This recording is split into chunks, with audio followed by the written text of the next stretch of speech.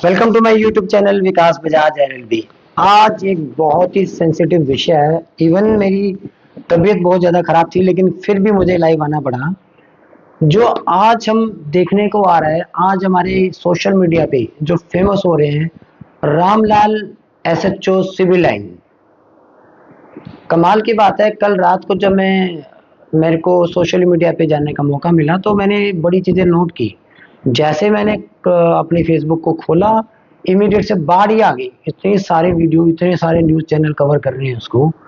मुझे समझ सबसे पहले ये नहीं आ रहा था कि भाई एक एसएचओ, सबसे पहले तो वो चालान काटने में लगा हुआ है।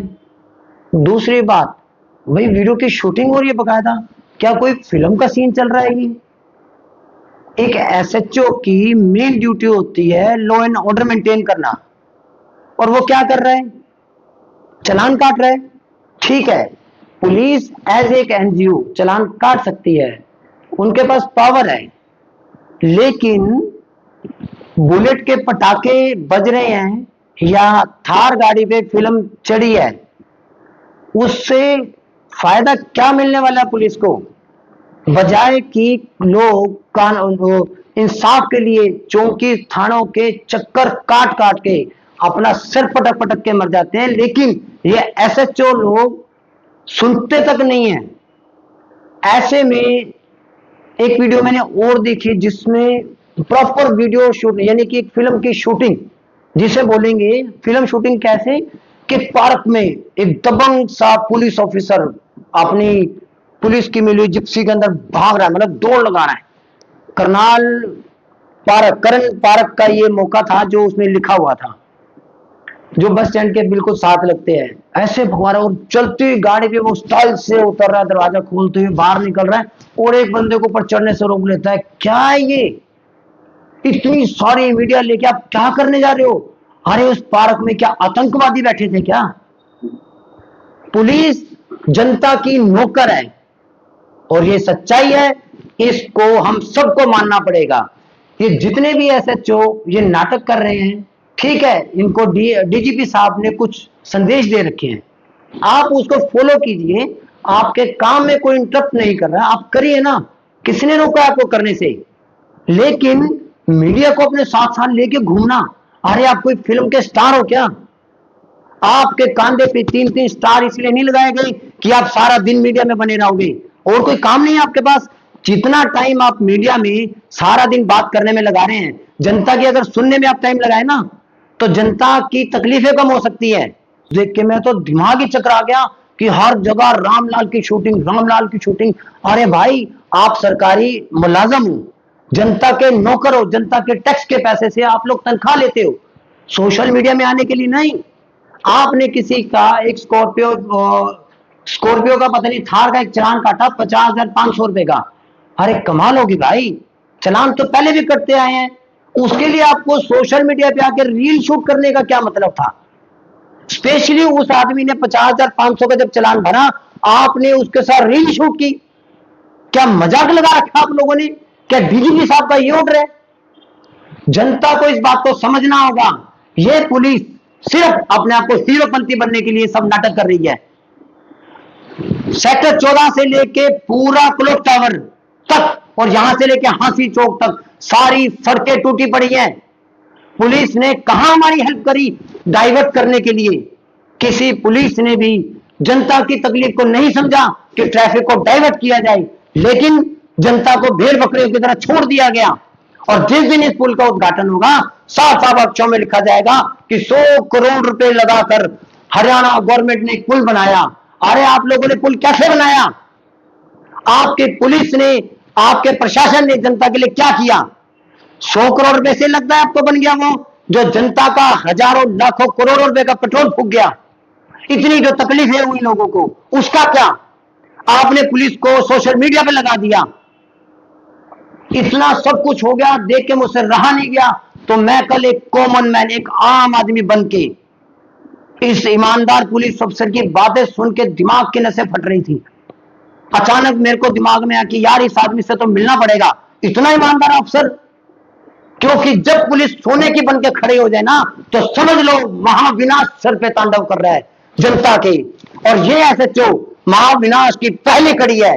ये ईमानदार हो सकता है, ये बेईमान नहीं होगा, मैं मानता हूं। इसने रिश्वत नहीं खाई होगी, ये भी मैं मानता हूं। लेकिन ये काबिल है, मैं ये नहीं मान सकता। अगर ये काबिल होता तो कल इसने एक वीडियो अपलोड हुई है एक न्यूज चैनल पे कि 40,500 रुपए का इसने किसी का चलान किया, उसके पे पुलिस का बकायदा लोगो लगा हुआ था। स्कॉर्पियो गाड़ी थी वो, उसको इंपाउंड किया गया। और एक मीडिया कर्मी ने बाई चांस से पूछ लिया कि ये इतना भारी चलान कहां भरेंगे। इनका क्या जवाब था, जी कोर्ट में जाके भरेंगे। अरे भाई क्या बातें कर रहे हो, आप हरियाणा गवर्नमेंट के एम्प्लॉय हो, आप कोर्ट के एम्प्लॉय नहीं हो। कोर्ट के प्रति आपकी सिर्फ जवाबदारी है। और आपको, आप सबको की नॉलेज के लिए बता देता हूं कि क्या होता है कि जब एक पुलिस वाले का चालान कटेगा 40,500 रुपए का, ये जो एसएचओ रामलाल ने किया वो एक पब्लिसिटी स्टंट था, जिसमें जनता को आम, बिल्कुल आम आदमी की तरह बेवकूफ बनाया गया। एक पुलिस वाले का चालान कटेगा, अगर वो चालान या तो वहीं पे भर देता तो समझ आता कि 40,500 रुपए का पुलिस का चालान कटा है। लेकिन वो बोल रहा है जी कहां भरेंगे, कोर्ट में जाके। अगर हम चालान को नहीं भरते 2 या 3 महीने के बाद वो चालान कोर्ट में चला जाता है। अच्छा, कोर्ट में जब जाता है चालान तो किसके पास जाएगा, जज साहब के पास जाएगा। और कोर्ट में कौन बैठा हुआ, चालान की सुनवाई कौन करेंगे, माननीय जज साहब करेंगे।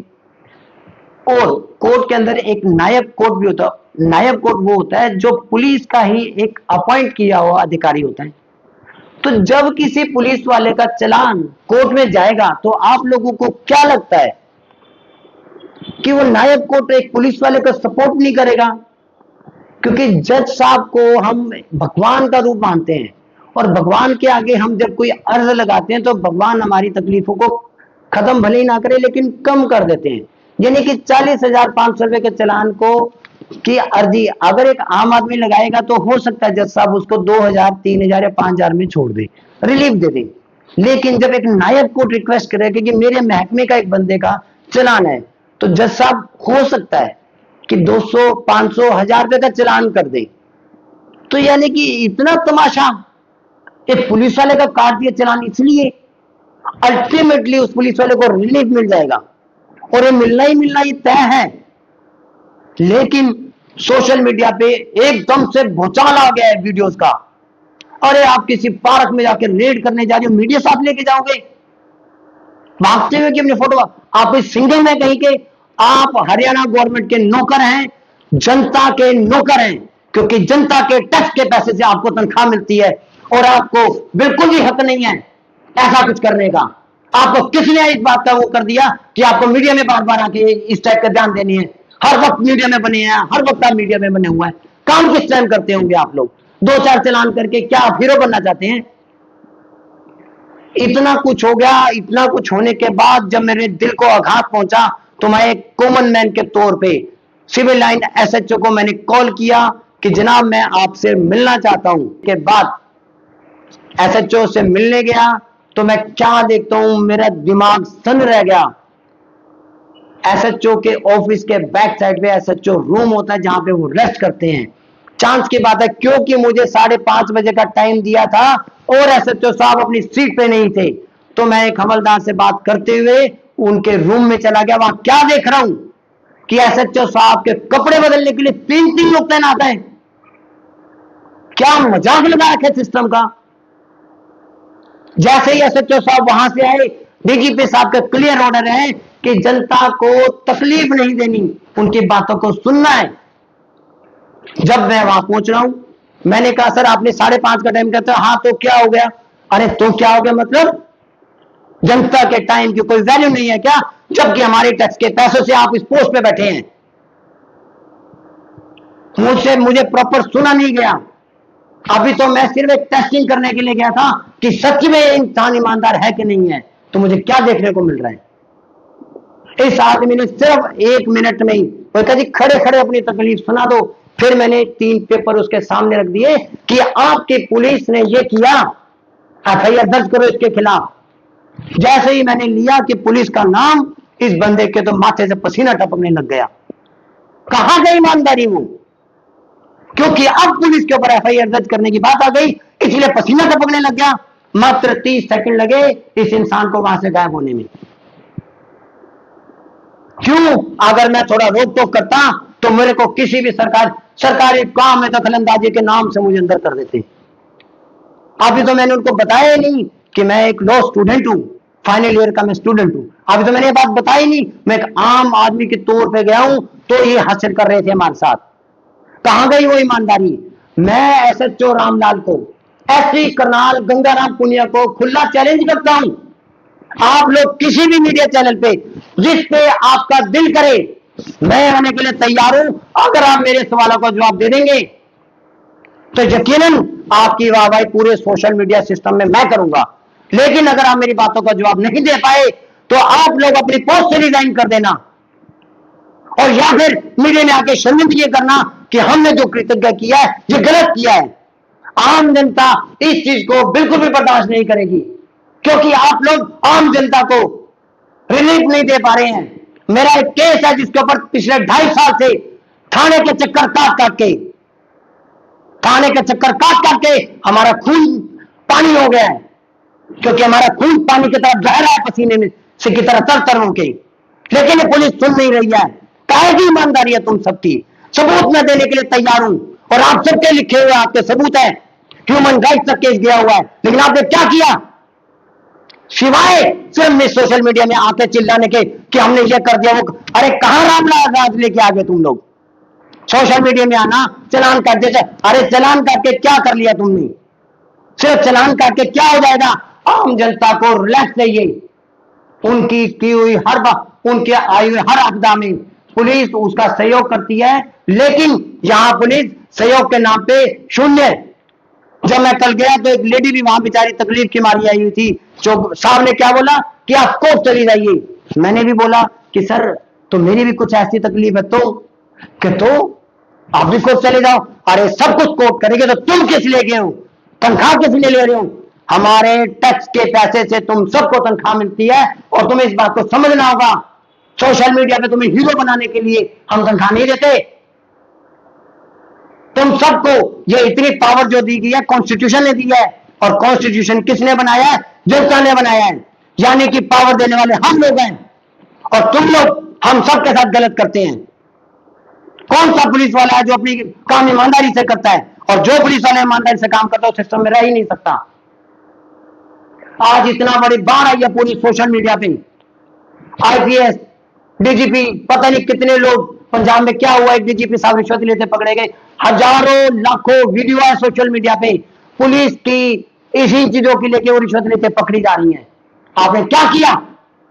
आपने अपने आप को सुधारा, अपने सिस्टम को सुधारने की कोशिश की? नहीं, आप सिर्फ और सिर्फ 50,000 का 40,000 रुपए का 2-3 लोगों के साथ चलान काटने के लिए निकल पड़े हैं।